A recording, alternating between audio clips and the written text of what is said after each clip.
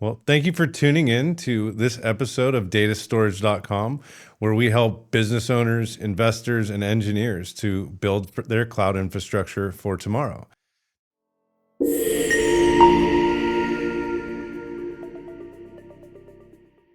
Today, we've got a very special guest, Gleb Budman from Backblaze. Welcome. Thanks, John. Good to be here. Yeah, absolutely. First, we can just dive right in and get to know you a little bit, a little bit about your background, and then, lead us into the story behind Backblaze.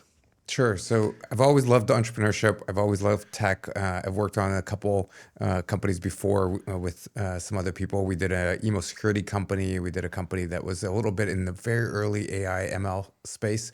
And then we started Backblaze together way back in 2007 and been co-founder and CEO ever since.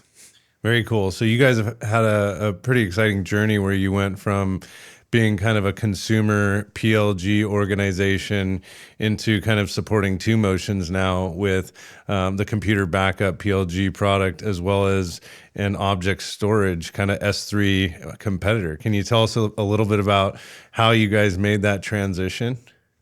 Yeah, it's a journey, right? I mean, it's a 17-year journey. So when we started the company, the original reason for starting the company was one of my co-founders did IT for friends and family, the way that you probably do, I do, and many of us that are in and around the tech space do. And his friend said, "Oh my God, my computer crashed. You got to help me." And he was like, "Look, no problem. I'll get you set up. Like, where's your, we'll get you a new laptop. We'll get your apps. Where's your backup?" And she starts pounding the table. "Look, what I don't need now is a lecture. What I need is for you to get me my stuff back." Wow. And he's like, "If you don't have a backup, I can't help you."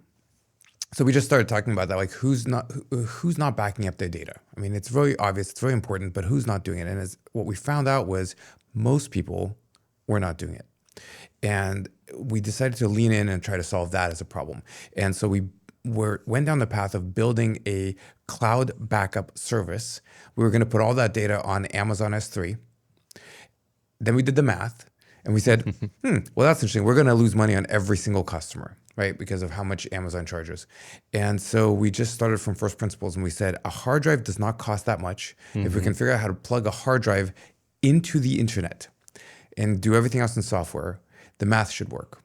And so that set us down the trajectory of building our own cloud infrastructure, although the only customer of that cloud infrastructure was Backblaze, right, as in our computer backup service. And we did that for years. And then our consumer customers started reaching out to us and saying, "Hey, I love your cloud backup service at home, but I'm also the IT person at my company. I need it for all that. Let me access it for all of my employees." And so we expanded into supporting businesses with endpoint backup for all their laptops and desktops. And then after a little bit, we had those same IT people come to us and say, "Wait, I use you for all of my laptop desktop backup, and that's great. But look at all of these other things I need storage for. Give me access to the platform itself." And so over time, we introduced our new product offering, B2 Cloud Storage, which was S3 compatible, object storage, useful for all the different use cases out there. And then over the years, the types of use cases we supported with it have greatly expanded. Very cool. Maybe we can dig into some of like the traditional use cases for that B2 storage product, and then kind of where is that going as AI is kind of taking a stronghold? AI is definitely taking a stronghold, and we can certainly talk about some of what we're seeing there. When we first launched B2, which at this point was 10 years ago, right? So B2 has been around for a bit. It's a very established offering. The initial use cases were all around data protection, backup, archive, sync, and later ransomware protection. And I think some of that was because data protection is just important and every business needs it. Some of that was because we came from the consumer backup space. And so Backblaze was known as a backup company.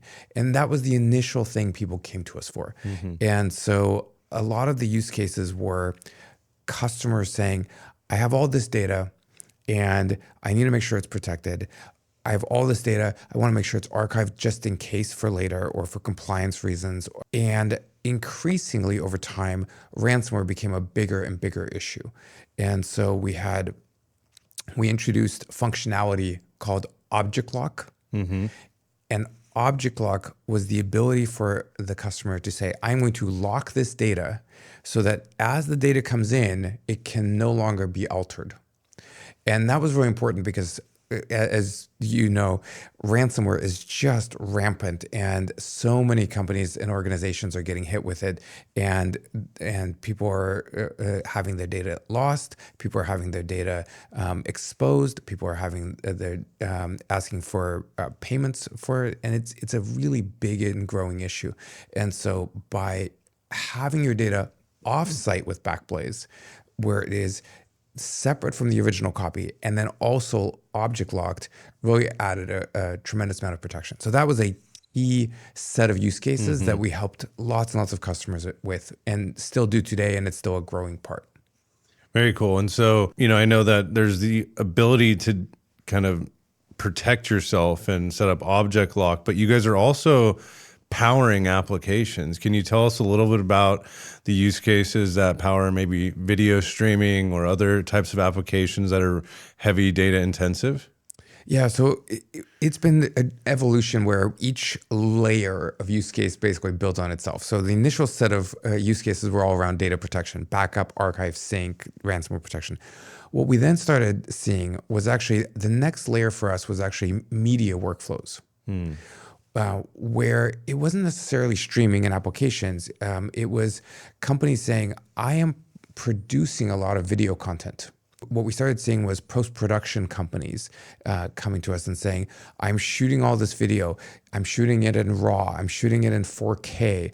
It's got to land somewhere. And then once it does, then I need to edit it, and then I need to distribute it. And during COVID, one of the things that we saw was that these media production companies and post-production companies all of a sudden were struck with this incredible challenge. They used to be all in one location. They would shoot the video content, they would store it, they would edit it, they would all be together. Well, that was no longer possible when everybody had to be remote and working at home. So all of a sudden they needed to change how they worked with all of that media footage, and it's heavy data.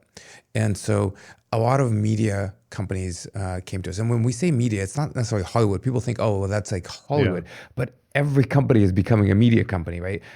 You're producing commercials, you're producing training videos, you're producing podcasts, you're producing all kinds of content, right?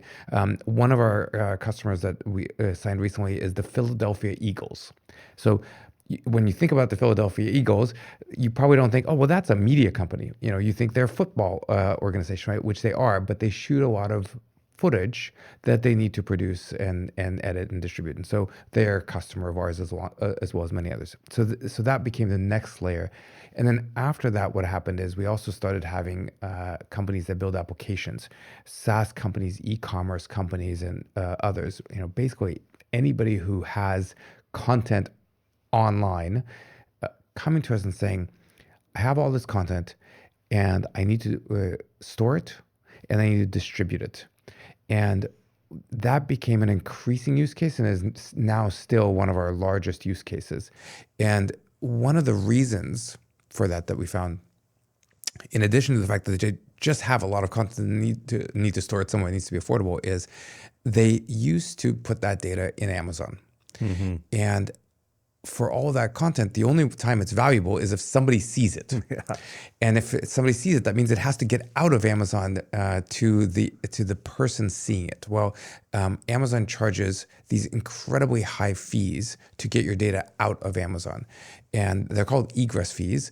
And they're just crazily egregious fees. And so these companies would come to us and say, I want to store the data, but I also need somewhere where it's not going to cost me an arm and a leg to get my data out to my customers or to a CDN, a content delivery network, that will then get it out to the customers. And so as companies started wanting to use organizations like Cloudflare or Fastly or Akamai or others, these content delivery networks, they needed to get the data out to them. And they came to Backblaze to make that more affordable. Very cool. Yeah, even my photographer that films our wedding or other events in our lives, they never even want to do video on 4 or 8K because it costs too much to store, and it also takes forever to like upload and distribute. Yeah. So maybe you can break down the difference in cost for the storage between Backblaze and S3, and all the other hyperscaler clouds, right? And then how do you minimize those egress costs? So Backblaze storage is about 1/5 the price of the hyperscalers. So it is dramatically less expensive. And I was telling somebody the other day, we're 1/5 the price of the hyperscalers. And it was a little loud. We were at a conference and they said, "You're 1/5 less expensive?" And I said, "No, we're 1/5 of the price." And they kind of did wait, I must have misheard you, right? It can't possibly be that much less, right? But it ends up being about that, right? So, they charge somewhere in the $22, $23 per terabyte per month at list price. We charge $6 at list price. So that's, call it, a third or fourth of a price. But on top of that, they charge you fees for the upload of the files. They charge you for the transaction of the uploads. They charge you more for all of the transactions in general. They charge you required support fees. They charge you a variety of things here and there on the side that end up also adding up. And then one of the biggest places is they charge this egress fees. And we don't charge egress. Egress is free. So you can take your entire amount that you store with us and you can egress it out 3 times every single month for free. Wow. And so, in the case of a backup, you're going to need to cover a backup once in a while. You would never have to pay egress because it's just that infrequent. In the case of a lot of media production workflows, you're going to put it in, you're going to egress it once, maybe twice. Again, it's going to be totally free with us, but you're going to pay them an arm and a leg for that. So, just to give you some sense, right? They charge you about $90 per terabyte to access your data once. Wow. So it costs $6 per month to store your data with us, and they charge you $90 for one time to access it. I mean, the scale is crazy, right? You could store your data, for like a year, for the price of one egress. And the thing about egress for them is like, let's say you accessed a file, and then you're like, oh wait, I need to access it again. Well, you just paid $180 per terabyte, Yeah. So it's really kind of wild, right? So that's been a really important value proposition. And the thing is, one of the things people say is, but how can you possibly do that? I mean, it's they have all this scale. So first, Backblaze actually has a lot of scale. We're one of the largest clouds on the planet. We have about 500,000 paying customers in 175 countries around the world. We have 5 exabytes of customer data. So people are like, a who to what? Right? It's a gigabyte, a terabyte, a petabyte, an exabyte, and each one is 1,000 times bigger than the other. So It's a lot of data. And so we have scale. But the other part to say here is, on the storage side, the reason we're able to do this more efficiently is we have been focused on this one single problem for 17 years, very, very effectively focused. And we don't try to do 200 different things, right? The hyperscalers are trying to do 200 different things. They integrate everything in all sorts of complicated ways. It adds a lot of cost and complexity for them that they then pass on to customers. On the egress side, they are just charging you a tax. Yeah. Right. And they're doing that because they want to lock you into using only their services and they don't want to let you out. It's not because we have come up with some incredibly innovative way to make it less expensive to egress your data. We optimize a lot of things. We try to make that very efficient. They probably do too. But it's really about they are just charging you incredibly crazy markup on those egress fees so that you don't use anybody else. Backblaze wants the opposite. We want you to use your data. It's your data. We want you to use the data where and how you want it. Yeah, I think that kind of brings us into another conversation where if, Amazon's all about like and the other hyperscaler clouds, making that bill as complicated as possible. And so I've seen, consultants come into companies and like they're tiering in all these different ways, and some is less expensive and others more. And the less expensive stuff, it's like you can't access it for a long time. If you want access, it takes time. It's also potentially even more a higher egress cost of, pulling data out of a Glacier environment. And it almost seems like with Backblaze that you guys have created this kind of really predictable pricing model that also like gives you kind of that hot storage at a Glacier price. And I think that becomes so much more valuable these days as, a lot of us are working with LLMs. And in the past, we weren't able to like actually get use of some of that data that was sitting over in the cold storage environment. Have you guys seen that customers are really starting to come over and bring colder tiers of storage as well as their hot storage because they need access to it more often with this kind of shift to AI? We have, and some of that even happened before that. I'll give you an example. There's a media company that signed up with us and moved all their data to us. And the reason they did that is this. They used to produce videos, they would edit them, and then they would be done, and they would keep the video that they needed to use on hot storage. And then all of the other media footage that they had would get put into Glacier. Yeah. At some point, they switched to a different media asset management system, which is the software that organizes all of the photos and videos. And when they made the switch to this other piece of software, what they had to do was this software had to re-index all of the assets so it would know where everything was, which meant they had to pull all of that footage off of Glacier. And they said it took so long and it was so expensive to get it out of Glacier in order to just re-index it. They didn't need the data. They just needed to re-index it. But it took them so long and cost so much to do that. They were like, we are never going to do that again. Yeah. And so they moved all the data over to us because, like you said, Backblaze provides hot data storage at Glacier-like prices, right? So they could get the best of both worlds. They could just say, look, we're going to keep it in a place where we can afford to keep all the data live and available all the time. And so that happened even before all the AI things. But the AI revolution has accelerated that because now customers are looking and saying, there's all this data that maybe we thought was not going to be valuable anymore. But all of a sudden now it is, and we need access to it. Another one of our customers, they've been collecting a media library for years and years and years, and they have tens of petabytes worth of media content, mostly images. And, those images have been used for a while, but they now have a new business line, which is to package up those tens of petabytes into a data set and sell them to companies that need them for model building. Well, that's a new use case, and that use case requires you to have the data. It has to be available on hot storage, and it has to be able to be sent somewhere very quickly.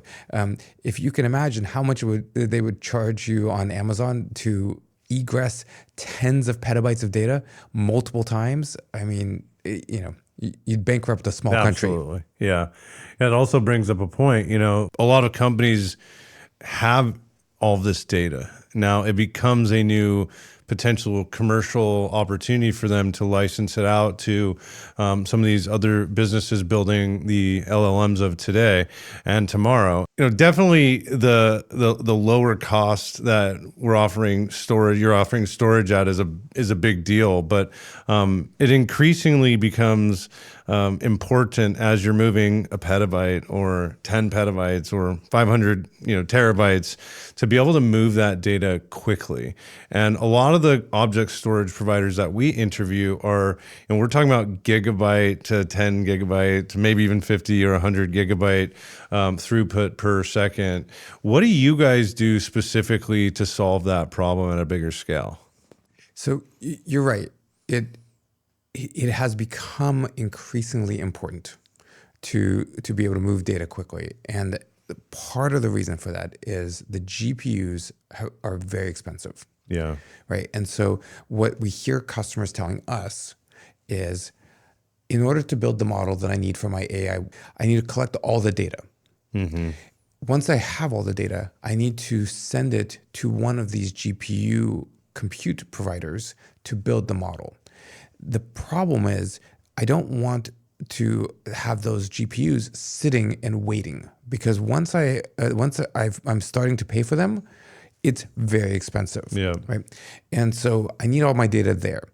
However, storing the data on the systems where the GPUs are and letting it load there is also very expensive. So what I want it stored in Backblaze object storage right up until the moment where I'm ready to go, and then I want it over at those GPUs as fast as I can get it there, Yeah. right? And so we heard this use case from AI companies toward the end of last year, especially, and and so we launched at the beginning of this year, toward the beginning of this year, a service called B2 Overdrive. B2 Overdrive, we believe, is the fastest throughput per dollar storage on the market. Wow.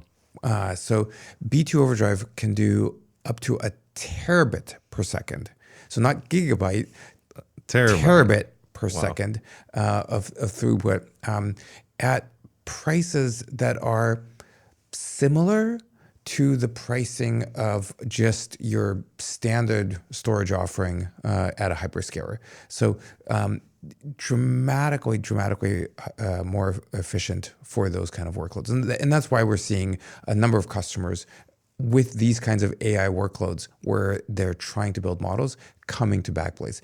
And it's not only for the model buildings. This is useful for inferencing. It's useful for high performance compute. It's useful for media workflow. So it has a variety of other use cases, but the ones that I think feel the most pain are the ones that are paying for the GPUs and need the data there quickly. That's pretty incredible. I don't know if I've heard about that level of throughput, and especially at those rates.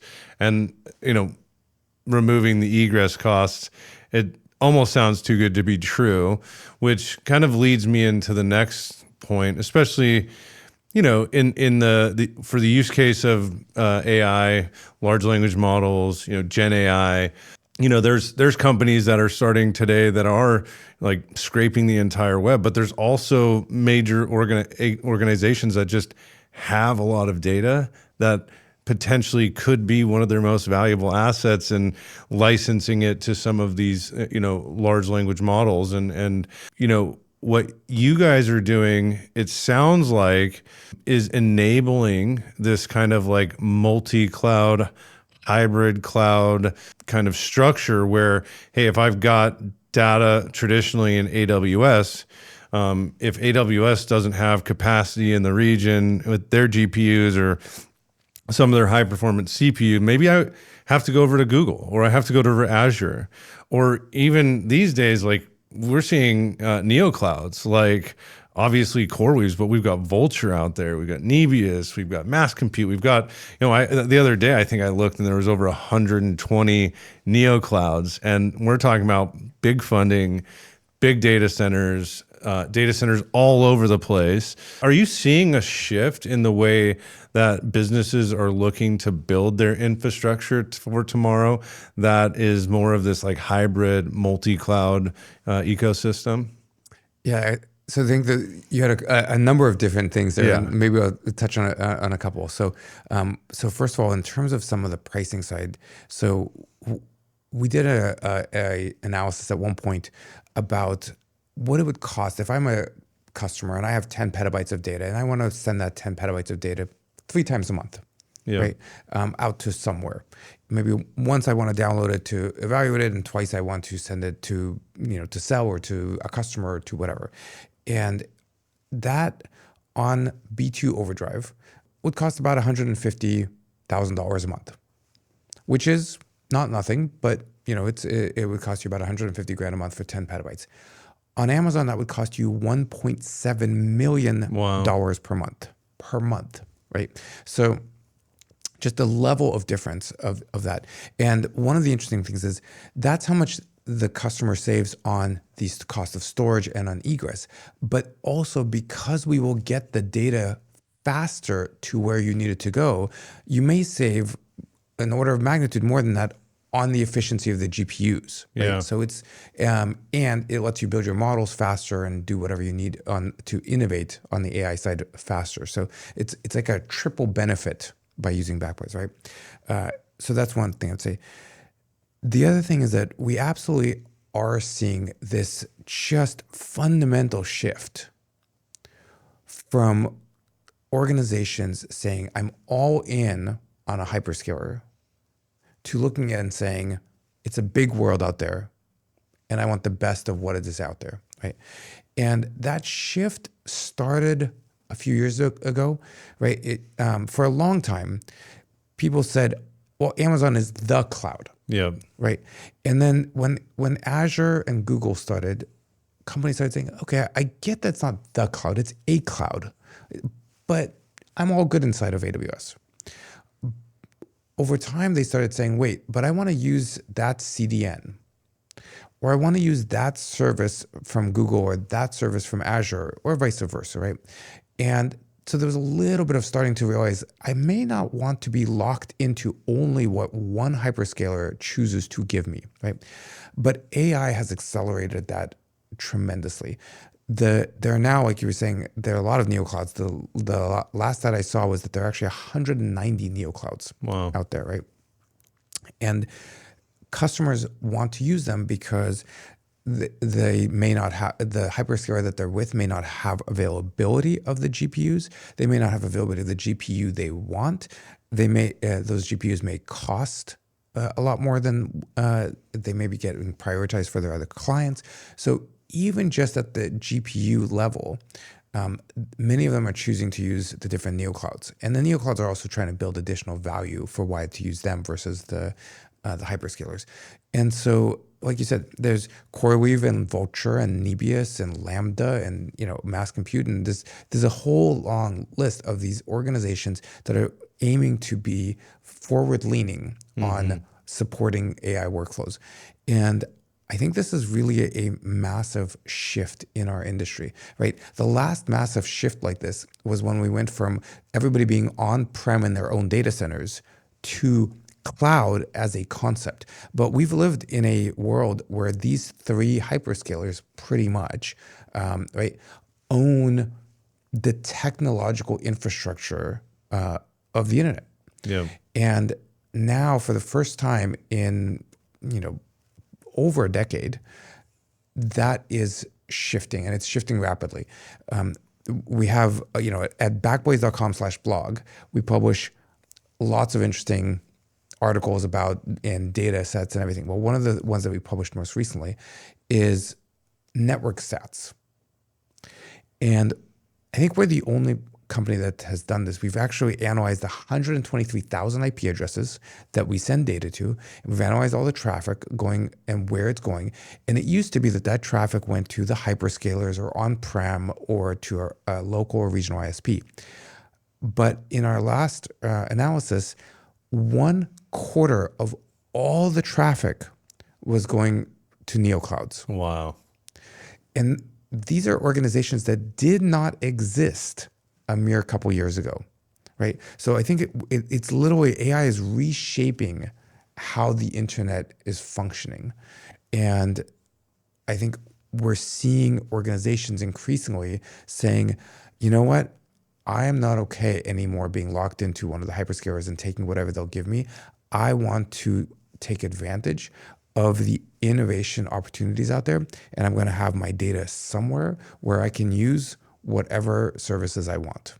Yeah, I think, and I'm going to look at the camera for this one, because if you're an investor, private equity, venture capital, you're a business owner, you're a chief financial officer, I just want to reset kind of what you said there. 10 petabytes of data on Backblaze B2 Overdrive, moving a handful of times per month could potentially cost you more than 10x. If it's $150,000 on Backblaze per month, that could be up to $1.7 million on AWS. There's also a cost savings because of that throughput, meaning that you're going to get it to those GPUs faster. They're not going to sit idle. So that's additional savings. And then I've seen some of these neoclouds charge 30, 40, 50% less for the same exact GPU products as AWS, Azure, and Google. And now we're talking about like multiple potential $1 million savings on top of what we just talked about. So if you're not kind of looking into this multi or hybrid cloud infrastructure, I almost don't, I just think it's like potentially negligence, right? Mm-hmm. Yeah. Well, here's another point. I think that, I heard a stat, couple, and maybe you can check me on this, right? If I was to basically go download all the text off the internet, I was told that, it's potentially like up to 100 terabytes, right? And again, I could be wrong. It could be much larger than that. But what I heard the other day was like, people think we're in like the 7th, 8th, maybe even 9th inning of text-based models, the information that's being pulled off the web. Like it's been done, almost, you can't, there's text being created every day. Mm-hmm. And there are some synthetic data providers that can mm-hmm. add to that. But the same thing I heard was that we're only in about the 2nd inning of the multimodality in the LLMs. Mm-hmm. And so what are you guys doing to kind of enable multimodal models? And is that like a sweet spot for Backblaze's customer base? So I don't know if it's 100 terabytes or not, but you're probably right within an order of magnitude, right? Yeah. So text is dramatically smaller than some of these other formats. And one of the things that we look at is, if you think about the way the models have evolved, the first models were all about generating text. The next models were about generating images. Then they were about generating audio, mm-hmm. and then most recently about generating video. And each one of those is dramatically larger of a data set than the text models, right? And one of the things I think about is, you and I, we send text messages. Yeah. The younger generation would send Snapchat images. But at some point, probably in the near future, they're going to be able to do a short little prompt, and everyone's going to be able to generate a Gen AI video on their phone that they're going to be sending back and forth for instead of an emoji, it'll be a little Gen AI video. You know the level of data that's between an emoji and a video that they're going to be sending back? I mean, it's orders of magnitude, right? And so the amount of data that is and going to be created, I think is hard to fully fathom at this point. The other thing I would say is, in terms of the amount of data that is being collected for these models, certainly the amount of human-generated text data is continuing to increase, but it's not that fast compared to a lot of these other things. But now there's this interesting thing where the humans are generating a lot more data because they have the Gen AI tools in which to generate, right? We all have done this ourselves and seen it from others, where someone just, does a few prompts and sends a 20-page report. Well, it used to be it would take, it would take an analyst, a week or 2 or 3 to do that. And now we send these things back and forth all the time. So I think the volume of text that is going to be created is orders of magnitude bigger than the amount of text that existed for the last thousands of years. But then you layer onto that the video, the images, and the audio, and it really is a crazy amount of text and a crazy amount of data content. In terms of what's Backblaze doing to help with that, we think of 5 stages of the AI workflow. Stage 1 is you need to collect the data, right? So whether it's text or image or video, whatever it is, whether it's data you have or data that you're collecting from the outside, you need to put all that data somewhere. Phase 2 is you need to make sure that it is either labeled or categorized, it's appropriately set up to be useful. Step 3 is you need to send it to one of these GPU providers and you build your model.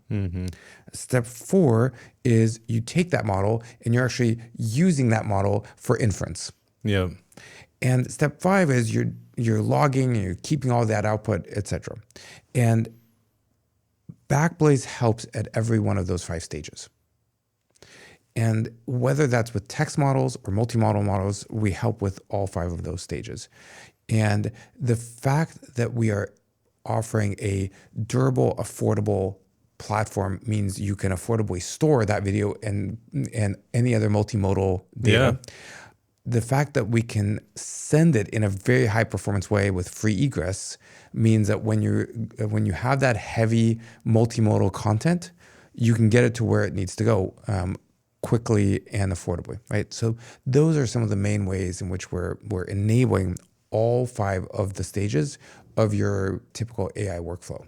Very cool. Yeah. And it again, it just becomes more important as the file sizes get bigger that you're not paying so much to store and you can get the damn things out as fast as possible. Maybe we switch gears a little bit because it sounds like you guys have a highly durable, high performance product. You're disrupting on cost.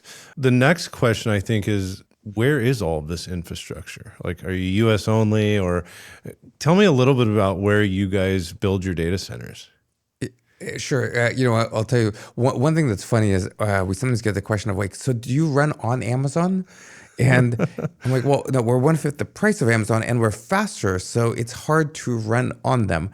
But I think so many people have grown up believing that everything runs on Amazon, Yeah. right? And so it's actually hard to envision that we actually have our own cloud. We are the cloud, right, for this purpose. So we have a US East region, we have a US West region, we have an Eastern Canada region, and we have a Central Europe region. So we have facilities in a number of places around the world that can support these workloads as you need them. What I'll say is we also have customers in 175 countries. So these are the regions we have, but it's over the internet. And most of the workflows can be supported wherever the customers are, even if the regions are in these particular locations. That's really cool. I guess now back to neoclouds. Are you partnering with neoclouds? Are you guys working together? Are you making it easy for customers to kind of work with whatever neoclouds that they want? So we believe that your data is your data and you should be able to use it how and where you want. So if you want your data to go to a neocloud, we want to support you in making that happen. And so we work and partner with the neoclouds in enabling that. We usually do that in ways that are customer led, right? So a customer will come and say, I would like my data to go to the following locations, and we will work to make sure that their data can rapidly go to those locations. Sometimes that means we'll set up direct connections with those providers and those locations. Sometimes it just means that the data will go out efficiently over routes over the internet that we set up. But yes, we absolutely work with them to optimize those flows, and you can see that because a quarter of the data is flowing to them from our environment. If you think about how the internet has existed to innovate, it's because people have been able to do things the way they want to do and work with all the different places. Like the whole concept of the internet was it was interconnected computers in different locations, right? It wasn't a centralized monolith owned by a single entity. And we've kind of gone away from that with the hyperscalers, where the hyperscalers are basically these closed walled gardens and they want to keep you locked inside of them. And we believe that the internet should be open to being used how people want to use, and that will drive innovation, it will drive the economy, it will drive opportunity. It is great for basically everybody out there. And so, Backblaze is building the storage backbone for all of this open usage of the internet. Yeah, so you're not just enabling the neocloud data transfers, but we're talking CDNs. We're talking like, hey, instead of running my analytics in Snowflake on an S3 bucket, I can run it on a Backblaze bucket. So basically, even like if I'm backing my data up in Veeam or Rubrik or one of these, enterprise software layers for backup, I don't need to use their backup or S3's backup, like the actual storage. I can use Backblaze. You can, and in fact, those were some of the earliest use cases, right? So companies saying, I have my data somewhere. Maybe my data is inside of one of the hyperscalers, or maybe my data is on-prem, like in my own data centers or possibly my office. And what I want is that data backed up. And you know where a bad place to have the backup be? Right next to wherever your actual data is, right? So having it offsite in a different cloud is the best choice, right? And so they would use some application, maybe it was a Rubrik or a Cohesity or a MSP360 or a rclone or whatever, right? Commvault, something. Veeam. There are a lot of backup applications, and pretty much all of them have an S3 compatible choice for where you can put your data. And so customers will create a Backblaze account, take their credentials, drop them into that product, and that product will automatically back up all of that data continuously to Backblaze. And that way it is offsite, often object locked to protect from ransomware, and is efficient, cost effectively held, and safe, right? So that's been a really popular use case and continues to be. It's funny that you mentioned the Snowflake one, because that has actually been an emerging use case that we've seen more recently. Customers have kept all the data inside of Snowflake. Snowflake introduced the ability to have what they call external tables. It basically says you can keep your data outside of Snowflake and use Snowflake to analyze that data. And you can keep that in an S3 compatible bucket like Backblaze. And for a while, it wasn't a great choice because the how efficient the Snowflake support for that was not great. But they've actually improved that, and they've made that quite efficient now, so that you can actually have almost the same exact speed, whether it's natively inside of Snowflake, or if it's stored in an outside table like Backblaze. And it's funny because I knew we had some customers who were doing this, and I also know we use Snowflake internally, and we use Backblaze B2. And so I asked our engineers, hey, why did you choose to have Snowflake use Backblaze B2 instead of using just built-in Snowflake? Is that because you want to dog food our own functionality, which would make total sense, or is it because it's cheaper? And he looked at me and he said, neither. And I was like, tell me more. He's like, well, I don't buy this stuff, so I don't know how much any of this stuff costs, so I'm not doing it for cost.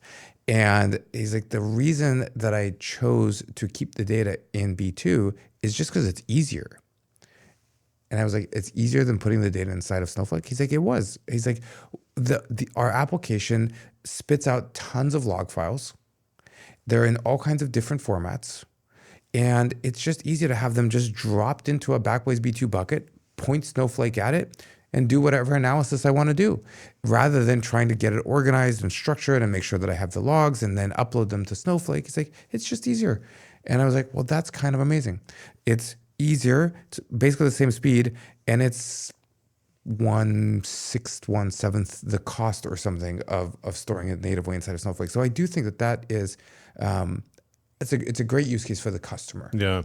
And it almost drives back to like this, if you're a photographer or you're a media company or you're just running analytics on your own business data, there's always that anxiety to like store a bigger file or store more files and get, like at this point, it's like the more data, the better, especially the more of the right data. I haven't heard about, a lot of companies are storing 720 or 780p video instead of 1080 or 4K or 8K now because of just the cost to store it and to move it. But as these models come out that are going to be more compatible with like 1080, 4K, 8K, it's like you should have stored it that way in the first place. And you're just not doing it because you're paying a hyperscaler so much to do that, right? So I think what I'm getting here is that Backblaze is not just helping with like just general app storage, just AI. It's also just any use case. If you're backing data up, if you're running analytics in a data warehouse, if you're building models or building a SaaS application, that Backblaze helps you to basically reduce the cost, be more efficient, and make sure your cloud bills are basically predictable. Yeah, and I would say we help you actually enable your business, right? Yeah. So we enable you to get your data faster to the GPUs, which means if you're doing any sort of model building, we let you innovate faster. Yeah. We make it easier to keep more of the data, which means you can build better models.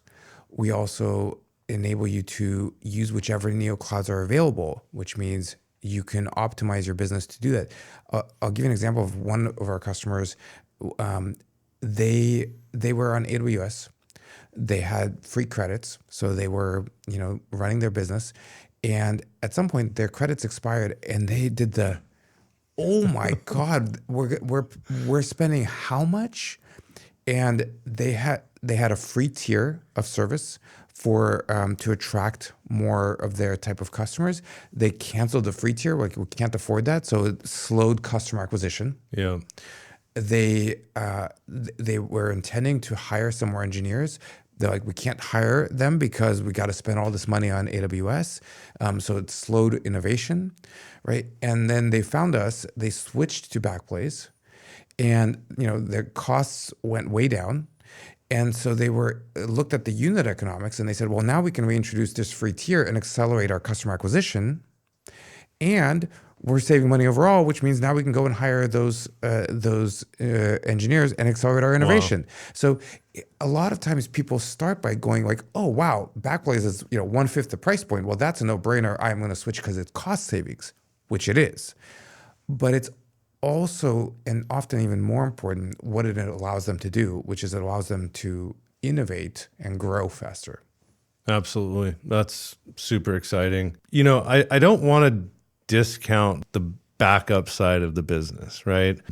It's so exciting with all of the app storage and AI use cases, but and even recently I've seen Veeam is offering cloud storage, Cloudflare is offering cloud storage, but when I look at the pricing on the native storage options, because everybody knows they can use S3, and then they're like, well, so and so has their own storage option as well.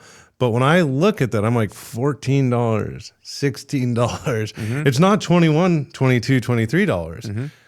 But it's not $6. Like, how easy is it if I'm using one of these enterprise backup solutions to just kind of configure Backblaze to be the actual storage container? I mean, it's quite trivial.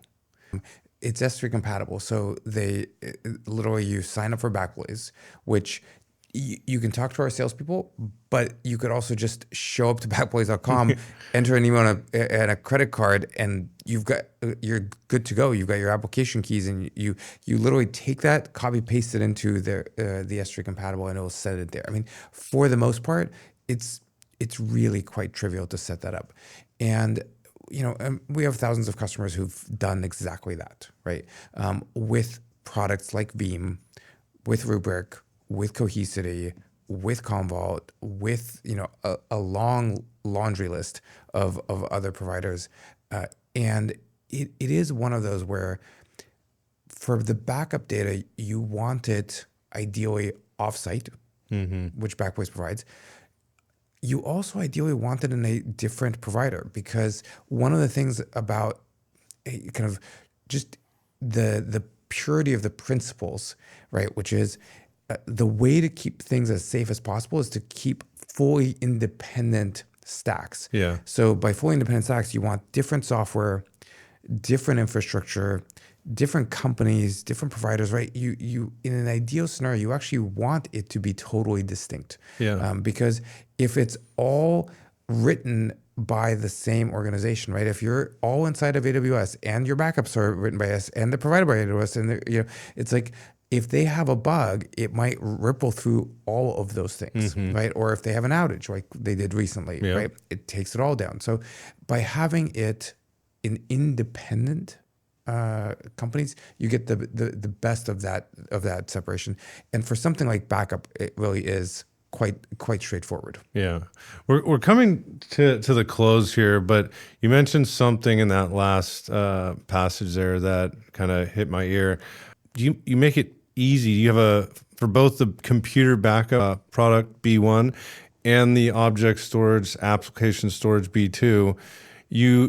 I come in as a user, as a developer, and just sign up for an account without talking to anybody, or contact an enterprise sales motion? Like, do you offer both ways to get started?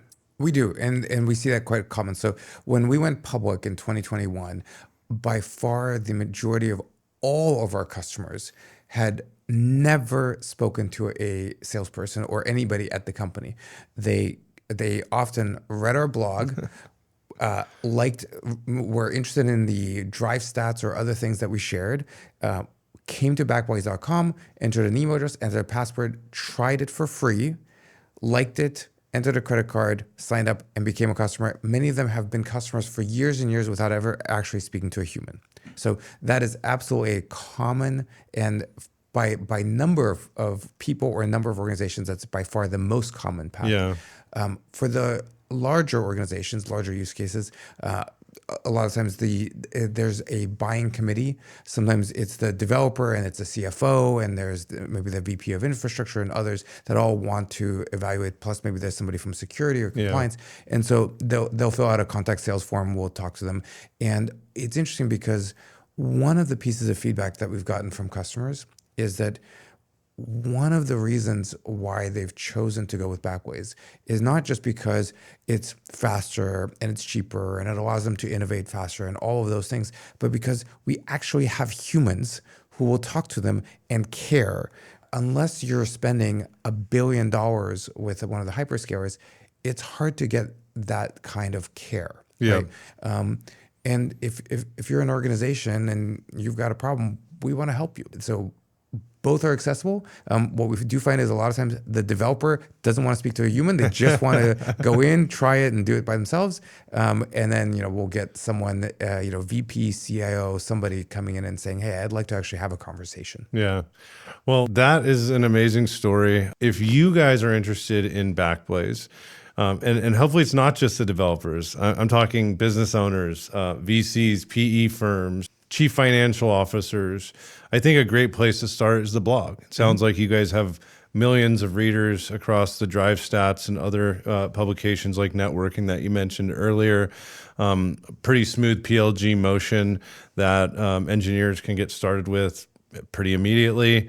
Smooth integrations with S3 compatibility. So, testing existing workflows shouldn't be that hard. And then ultimately, it sounds like a pretty amazing enterprise team, both at the sales and engineering levels, that can help you get more complex projects off the ground. And then lastly, partnerships. Do you have solid partnerships in like that MSP world, or like just systems integrators that would help a potential new customer? Yeah, we certainly have ones that can help. We can help directly if we're working with you on that side. But we have both MSPs and we have channel partners who have special expertise in certain areas. Like we have partners who are very deep in the media workflow, for example. We have partners who specialize in backups and disaster recovery, and so we can certainly help connect. If somebody's interested in working with a partner and getting more depth of assistance on a more ongoing basis, happy to connect them with that too. Great. Well, we really appreciate you joining us here today, Gleb. It's been an amazing conversation, and we look forward to seeing how you guys help all of these people that are watching to kind of develop for tomorrow. Sounds great. Thanks for having me on. Appreciate it.